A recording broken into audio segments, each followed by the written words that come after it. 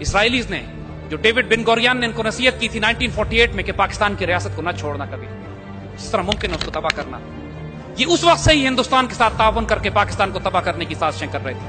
1967 میں جو سب سے بڑی چوٹ ہمیں لگی کہ جب انہوں نے اسرائیلیوں نے بغیر کسی اعلان کے 3 مسلمان ملکوں کی ایئر فورس اور آرمی کو تباہ کر کے رکھ دیا، جارڈن، سیریا، ایجپٹ۔ مسلمان ملکوں کی فضائیہ زمین پر تباہ ہو گئی۔ عید کے دن انہوں نے حملہ کیا جب مسلمان عید منا رہے تھے، اور مسلمان ملکوں کی فضائیہ تباہ ہوتی ہے۔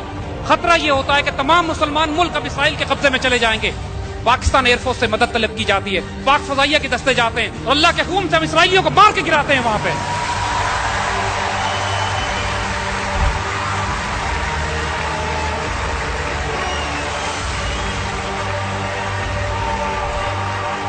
نائنٹین 1965 میں، اس سے پہلے اللہ کے فضل سے ہم انڈین ایئر فورس کا غرور خاک میں ملا چکے ہوتے ہیں۔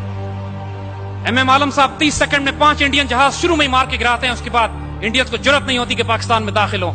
اللہ کے فضل سے 1967 میں بھی ڈسٹروائے دی اسرائیلی ایئر فورس۔ ان کا خطرہ جو مسلمان ملت کو ہوتا ہے وہ ٹل جاتا ہے۔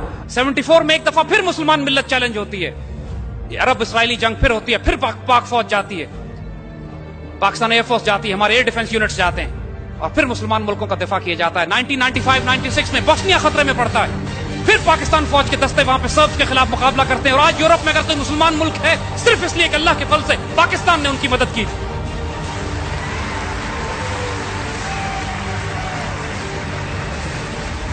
1981 میں اسرائیلیوں نے عراق کا ایٹمی ری ایکٹر تباہ کیا، 84 میں یہ پاکستان کا ایٹمی ری ایکٹر تباہ کیا۔ اس وقت ہمارے پاس F-16 تھے، لیکن F-16 کی ہماری اتنی رینج نہیں تھی کہ ہم اسرائیل پہ جوابی کارروائی کرتے اور واپس آتے۔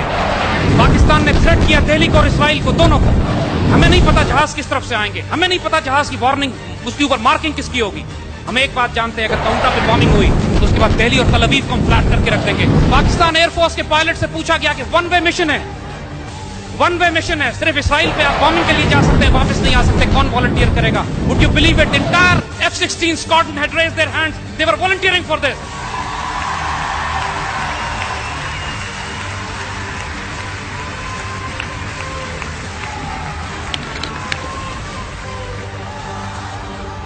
$1998 میں اللہ کے فضل سے ہم نے نیوکلیئر ایکسپلوژن کیا،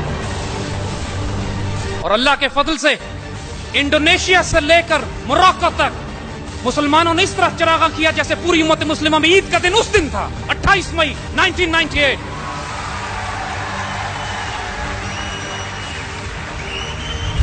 اس دن فلسطین کے بچوں نے اسرائیل کو مخاطب کر کے کہا تھا، Now we are a nuclear power. Don't look at the stones in our hands. Look at the bomb in Pakistan. We are coming after you.